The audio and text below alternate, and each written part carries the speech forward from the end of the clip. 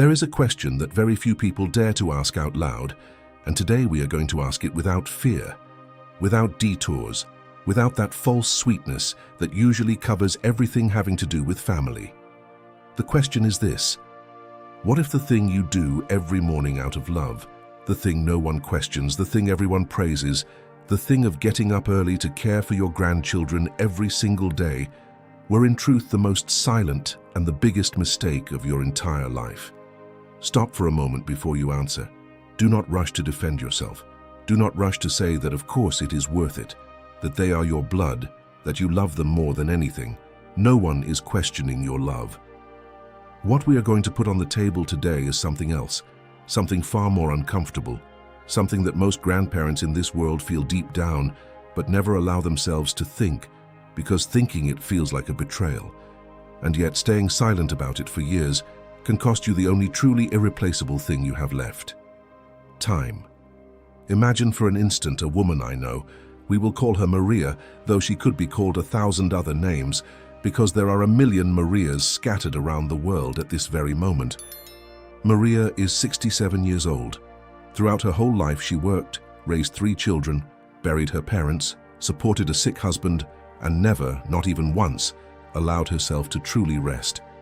When her children finally grew up and left, when the house finally fell silent, when she could finally sit in her armchair at 10 in the morning with a hot coffee and a book and the certainty that the whole day belonged to her, something happened.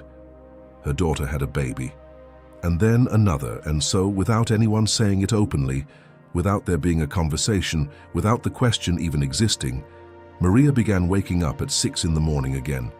She went back to preparing bottles. She went back to changing diapers. She went back to not having a single minute for herself. Only this time, the children were not hers, and she was no longer 30.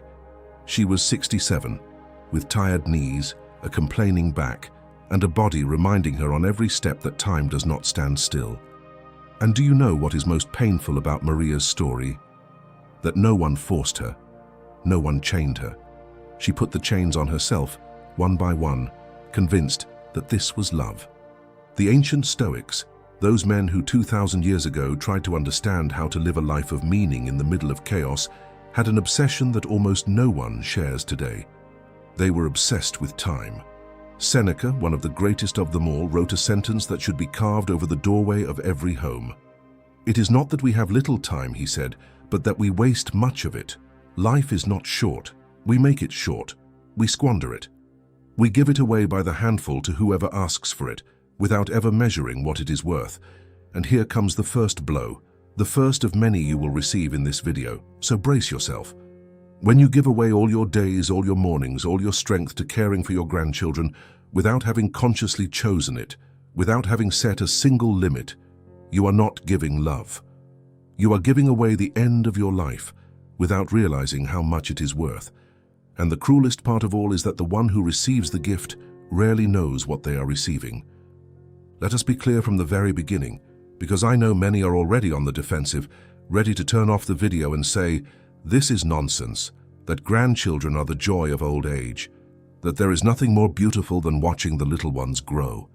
And they are right. They are absolutely right.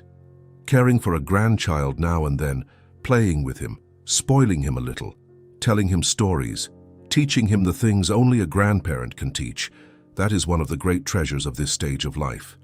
No one in their right mind would tell you to give that up. But pay attention, because the key phrase you just heard is now and then. The poison is not in the love. The poison is in the word every. Every day, all morning, every week, all year long. Without pause, without rest, without a single day that is yours alone. There, right there, in that little word that seems so harmless, hides the most perfect trap that exists, because it turns love into obligation, the gift into duty, joy into exhaustion, and you, little by little, into someone you do not even recognize when you look in the mirror. Let us talk about the first mistake, the deepest of all, the one that holds up all the others, confusing love with permanent availability. We were taught, from the time we were children, that to love is to always be present, always willing, always ready to sacrifice. We were taught that the good person is the one who never says no, that true love is measured by how much you give of yourself, by how much you erase yourself, by how much you disappear so the other can shine. And that teaching, which seems so noble, has destroyed more lives than we can count, because the love that demands you disappear is not love. It is something else. Epictetus, a slave who became one of the wisest philosophers in history, said it with a clarity that hurts. There are things that depend on us and things that do not depend on us, and the root of all human suffering is confusing the two. What depends on you? Your time, your decisions, the way you spend the hours you have left. What does not depend on you? Whether your children value what you do, whether they recognize your sacrifice, whether one day they thank you for it. If you give away everything that does depend on you in exchange for a recognition that never depends on you, you have made the worst deal of your existence. You have traded gold for smoke. And here comes a truth few dare to say, so I will say it myself, even if it is uncomfortable. Most grandparents who care for their grandchildren every single day do not do it because they chose it. They do it because they did not know how to say no. Because the day their daughter or son showed up with that tired look and said they did not know what to do about work, about daycare, about money, they felt something in their chest that was not love. It was guilt. It was fear. It was the inability to set a limit without feeling like a monster. And out of that silence, out of that inability to say a single three-letter word, a routine was born that ended up devouring them. Think about it carefully. How many times did you say yes when something inside you was screaming that you needed to rest? How many mornings did you get up with a heavy body, wanting to stay in bed one more hour, and still got up rushing because you had to be ready by 7? How many plans did you cancel? How many trips did you postpone? How many afternoons with your own friends did you let slip away because you had to look after the children? And tell me one thing with total honesty, did anyone ask if you wanted to? Or was it simply assumed, the way it is assumed that the sun will rise, that you would be there? That is the second great mistake, allowing your presence to become invisible through habit. When you do something once, it is a favor. When you do it twice, it is a kind gesture. But when you do it every day for months, for years, it stops being a gift and becomes an expectation. And the most dangerous thing about expectations is that no one sees them until you try to break them.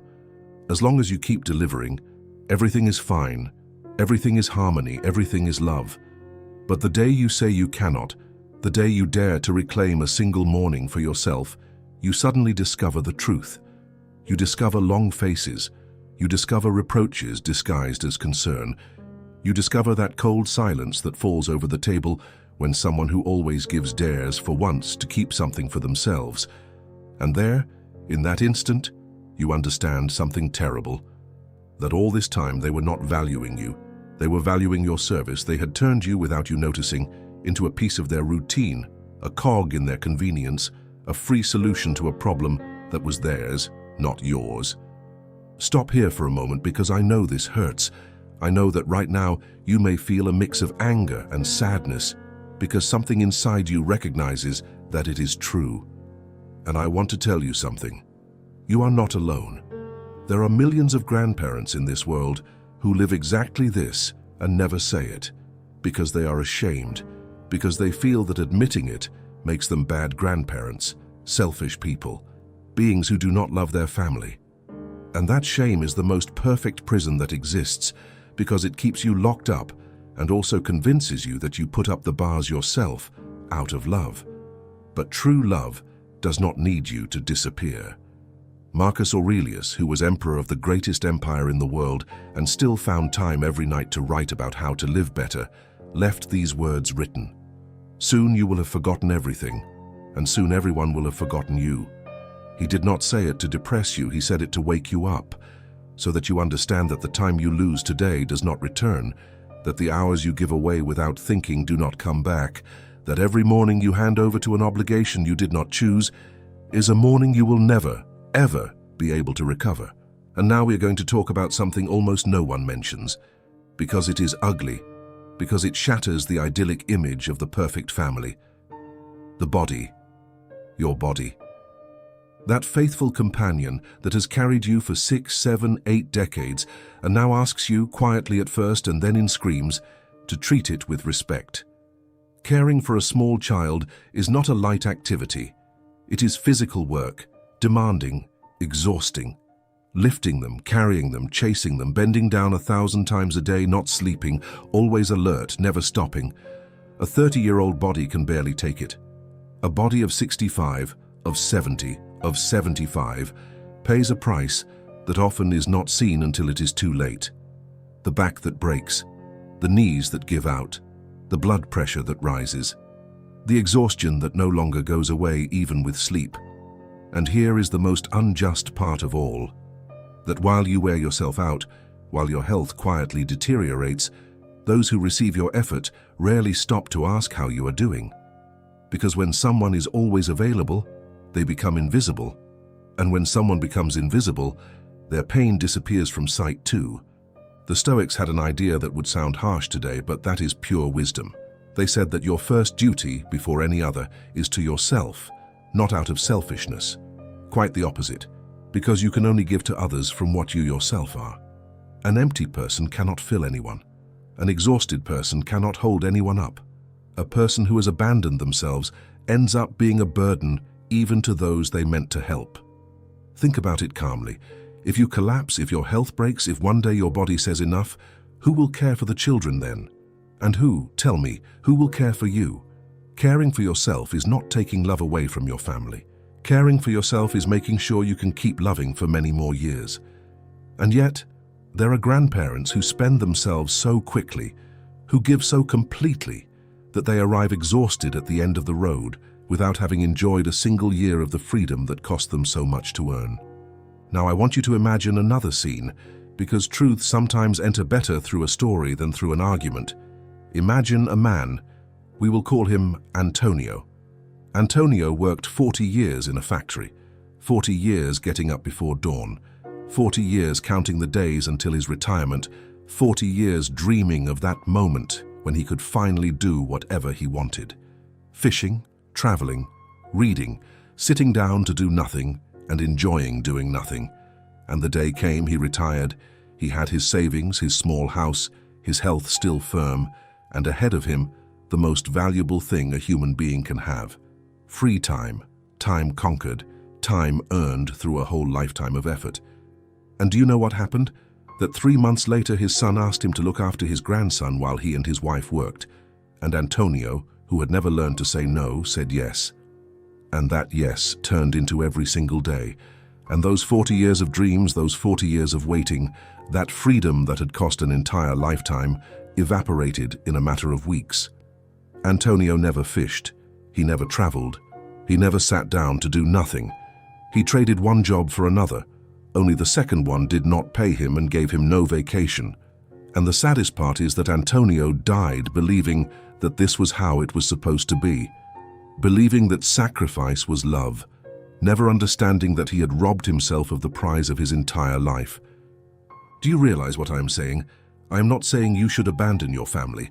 I am not saying you should deny them your help. I am saying something much simpler and much harder.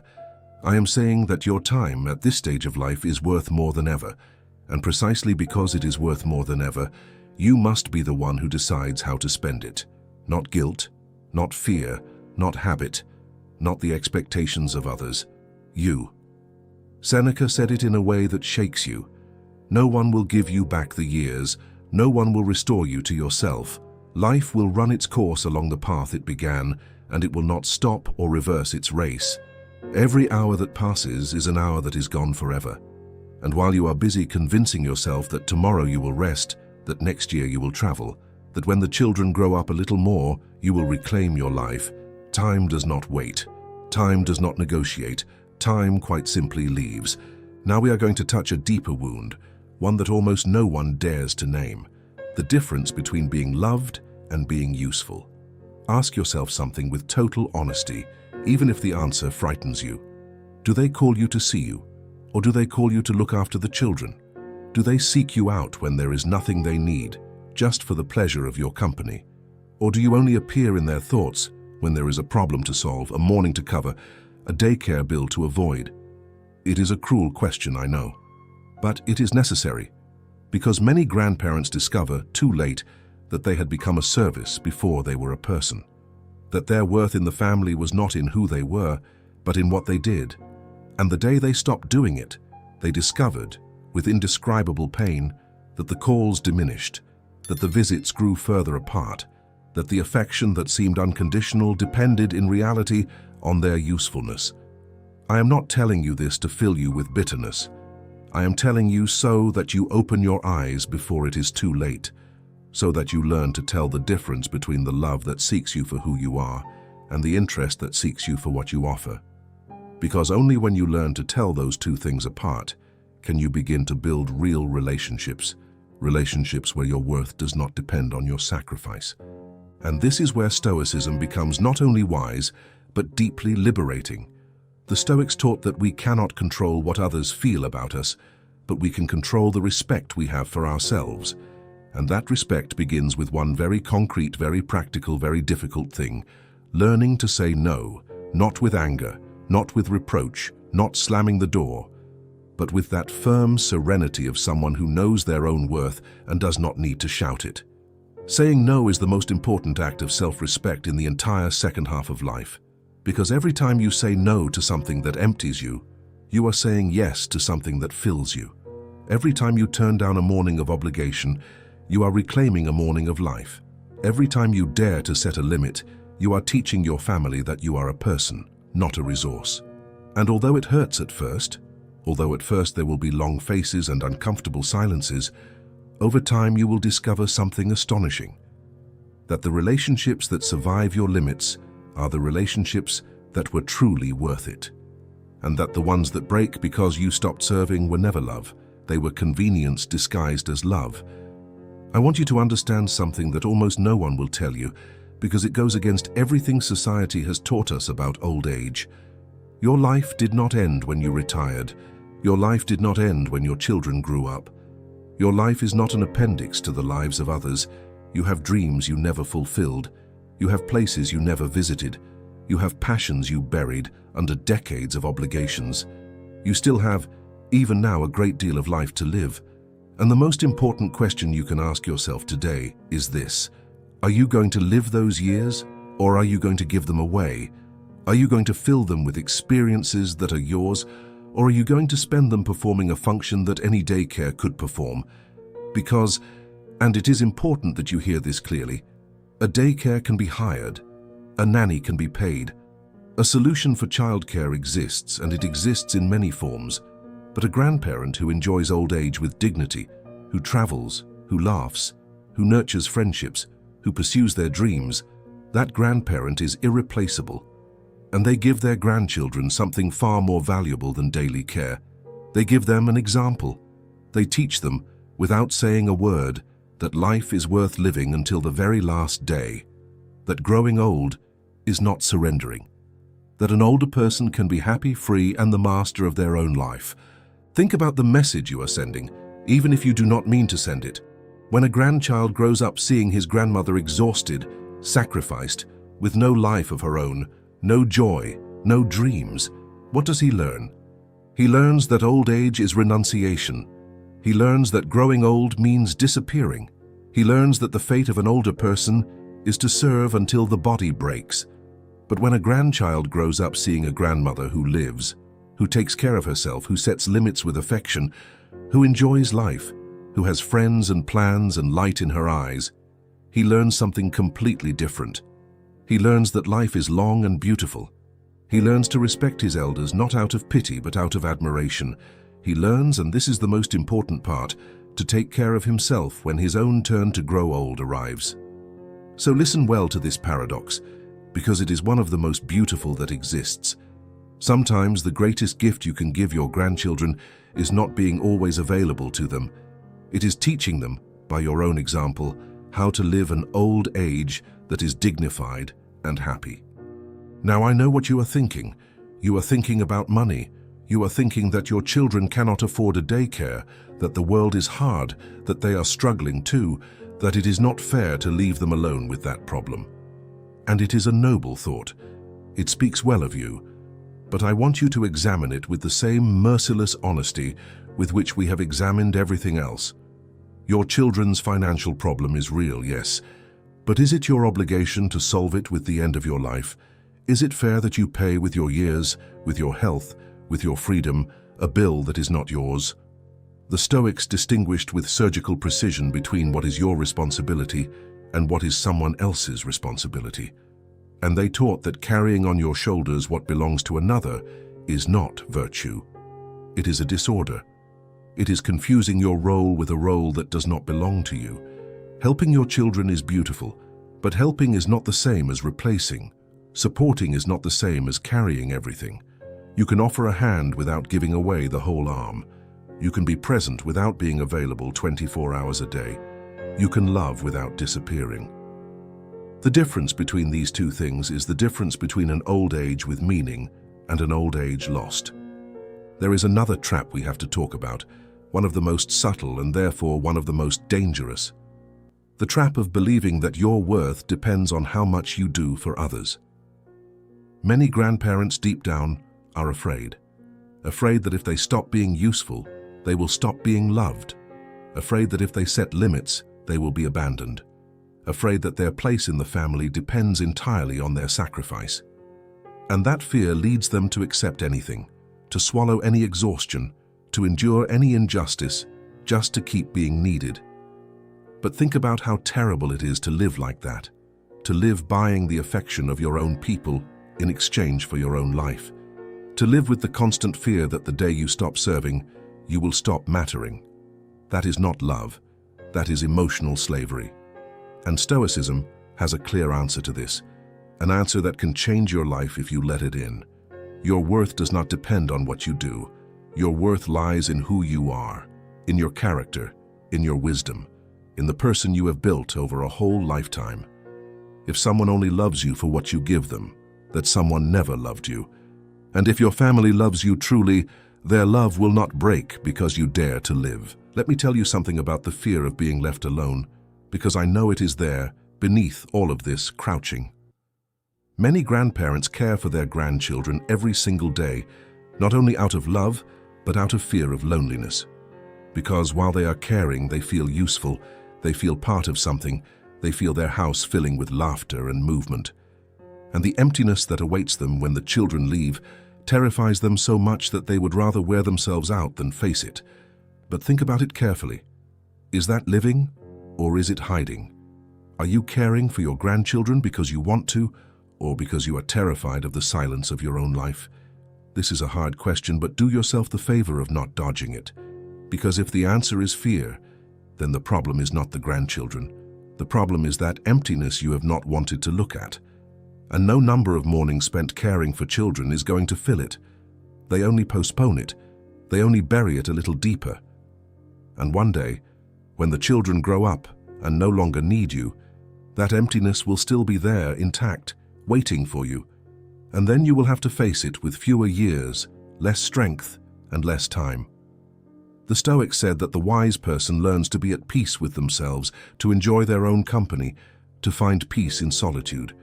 Because the one who cannot bear to be alone is always at the mercy of others. And the one who is always at the mercy of others is never free. And freedom, my friend, is what all of this is about. The freedom to choose. The freedom to decide how you spend the hours you have left. The freedom to love without erasing yourself, to help without destroying yourself, to be present without disappearing. Imagine a life where you care for your grandchildren because you choose to, not because you are forced to. Where one day you say yes with a full heart, and another day you say no because you have your own plans, and on both days you are at peace. Imagine a family where your time is respected, where your tiredness matters, where your dreams count as much as everyone else's. That family is possible, but it does not appear on its own. You build it with every limit you dare to set, with every yes you give freely, and every no you say without guilt. You build it the day you decide once and for all that your life is worth it too. I want you to do an exercise with me here right now. Close your eyes for a second, or if you are watching the video, simply imagine. Imagine it is night, that the day is over, and you look back at the last 10 years of your life. What do you see? Do you see days that were yours, experiences you chose, moments you treasure? Or do you see an endless succession of identical mornings, of obligations you did not ask for, of accumulated exhaustion, of a life that slipped away while you cared for the lives of others? And now imagine the end of the road, that moment that comes to us all. Imagine you are there, looking at everything your old age was. What would you rather remember? An old age of service without rest, or an old age of dignity, of joy, of freedom well used? Because that choice, the one that seems so far away, you are making it right now. Every morning, every day, with every yes you give without thinking. Stoicism teaches us to live with death present, not to frighten us, but to wake us up. Memento mori, they said. Remember that you will die, not as a threat, but as a compass.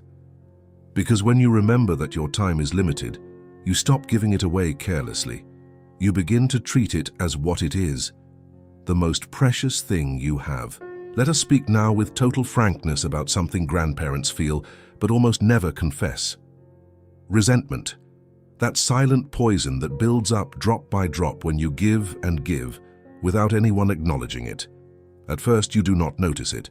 At first it is only tiredness. But over time, without you realizing it, that tiredness turns into bitterness. You begin to feel used. You begin to notice every lack of gratitude. You begin to keep in some corner of your heart a list of everything you have done and how little you have received in return. And that resentment, that poison, does not only sicken you, it also poisons the relationship with your grandchildren, with your children, with your whole family. Because love that is given out of obligation, out of unchosen sacrifice, ends up contaminated with anger. And one day, you explode over something small, or worse, you quietly shut down, and no one understands why. The Stoics knew this perfectly. That is why they insisted so much on doing things willingly or not doing them. Because what is done by force, even out of love, ends up rotting the heart. If you are going to care for your grandchildren, do it because you choose to, with a clean and free heart. And if you cannot choose it freely, then that care is not a gift. It is a wound you are inflicting on yourself, and one that sooner or later will end up hurting those you love as well. There is something more, something that touches a wound that is almost never named, and it is what happens to couples who grow old together and suddenly discover that they no longer see each other. Think about this. You worked a whole lifetime dreaming of those years when you could finally be at peace beside the person you love, walking hand in hand in the mornings, having breakfast without rushing, taking together those trips that for decades were only a promise repeated in a low voice. And then the grandchildren arrive, and the routine of caring for them swallows everything. One gets up early to take them, the other stays behind waiting. Meals become functional, weekends fill with obligations, and one day, without either of you having decided it, you discover that you have gone months without a single conversation that does not revolve around the children. The couple, that refuge that costs so much to build, becomes two tired people who pass each other in the hallway. And the saddest part is that often they do not even notice, because exhaustion numbs everything, even love. The Stoics spoke of caring for what truly matters before it slips through our fingers. And if you have had the good fortune to grow old beside someone, that companionship is one of the greatest treasures that exists. Do not sacrifice it in silence. Do not let the routine of caregiving erase the bond that holds you up, because the grandchildren will grow up and leave, as is the law of life, but you and your partner will remain looking at each other, and it depends on you whether there is still something alive in that gaze, and not just the echo of two people who forgot to take care of each other. And let me tell you one last story, because there is a truth that can only be understood by looking toward the future. Imagine a grandmother, we will call her Rosa, who devoted 15 years of her life to caring for her grandchildren every day. Without rest, without complaint, certain she was planting love that one day would bloom into gratitude. And one day the grandchildren grew up. They became teenagers first, then young adults. And as happens with all young people, they made their own lives, found their own worlds, filled their days with friends and screens and plans in which the grandmother no longer fit.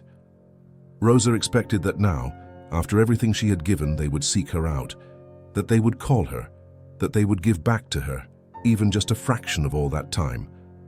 But the grandchildren almost never called, not out of cruelty, but because that is how youth is, always looking ahead. And Rosa sat in her house at 79 years old, with a body worn out by 15 years of carrying children, and with a question pierced through her chest that no longer had an answer. Where did my life go? At what moment did I give it away entirely, and for what? I'm not telling you this to fill you with fear. I am telling you so that you understand a fundamental Stoic truth. Do not do things expecting a reward, because the reward does not depend on you and almost never arrives the way you imagined. If you care for your grandchildren, do it for the joy of doing it today, not for the debt you believe you are creating for tomorrow.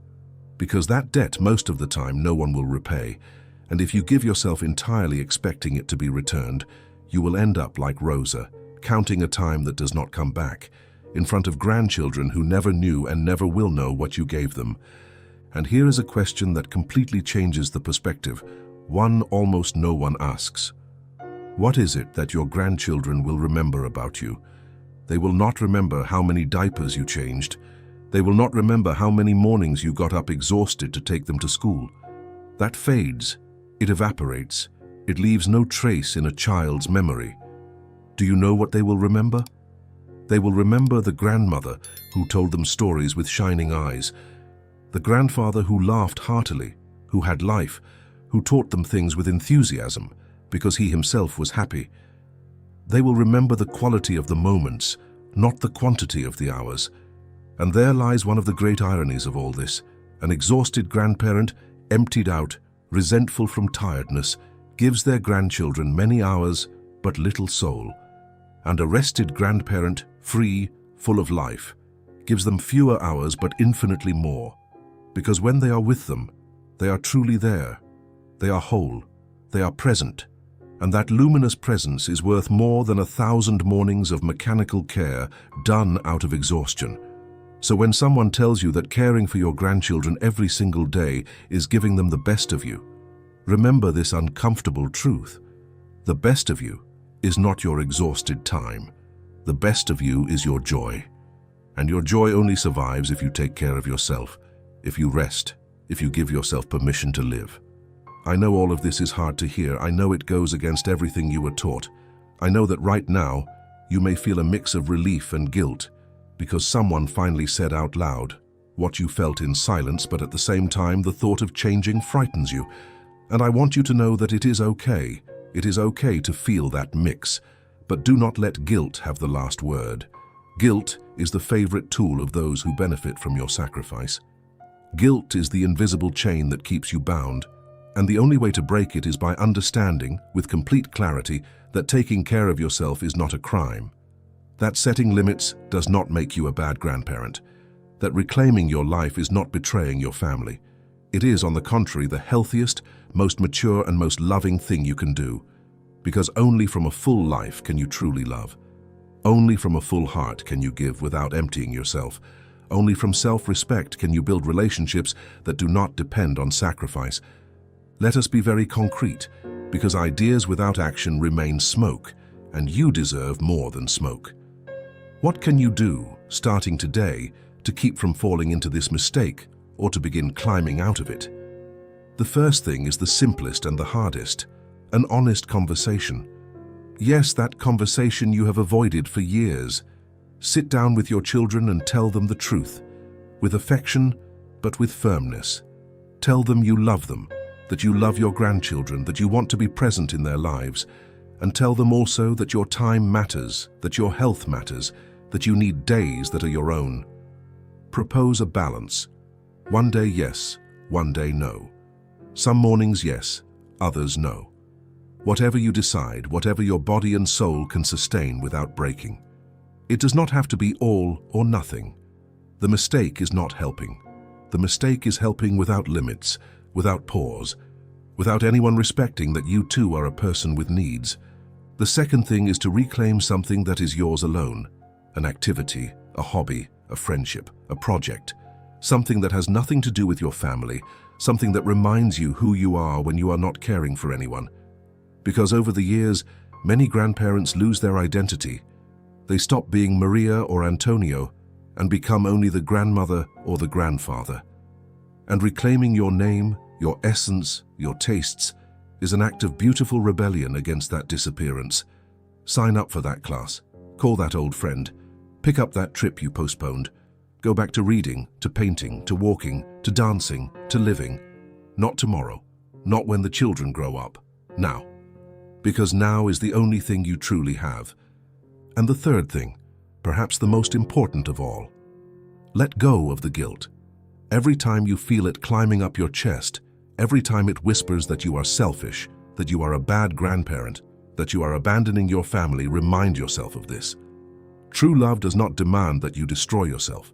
True love celebrates your freedom. And if someone tries to make you feel guilty for living your own life, for resting, for setting limits, for existing as a person and not just as a service, then that person is not loving you. They are using you. And you deserve something infinitely better than that. I want to close with an image, because images stay where arguments are forgotten. Imagine an old tree, strong, beautiful, that throughout its whole life gave shade and fruit. A tree that cared for everyone who sat beneath its branches. But imagine that this tree, instead of continuing to grow toward the sky, instead of continuing to bear fruit in its own way, decides to spend all its sap, all its strength, on holding up the small plants growing around it. Imagine it empties itself completely for them, that it dries up, that it cracks, convinced that this is its duty. Do you know what happens then? That when the old tree falls, the small plants are left without shade, without guidance, without that example of what it means to grow strong and live fully. The greatest gift an old tree can give is not to dry up for others. It is to remain standing, full of life, proving that one can grow old with strength and with dignity. You are that tree, and you are still in time to decide whether you are going to dry up out of guilt or whether you are going to keep growing toward the sky for whatever time you have left. So today, instead of keeping the last word for myself, I want to give it to you. I want you to think with total honesty about your own life. Are you caring for your grandchildren because you freely choose to, with a full heart, or because you did not know how to say no? Are you living your old age, or are you giving it away without realizing how much it is worth? And the most important question of all, the one only you can answer in the depths of your heart. If true love does not ask you to disappear, then why have you spent so long disappearing in the name of love? We have reached the end, but I want to hear your voice. Did you see yourself in anything we said today? Are you living this situation, or do you know someone who is? Leave me your comment below. I would love to read you. Because behind every story there is a person who deserves to reclaim their life.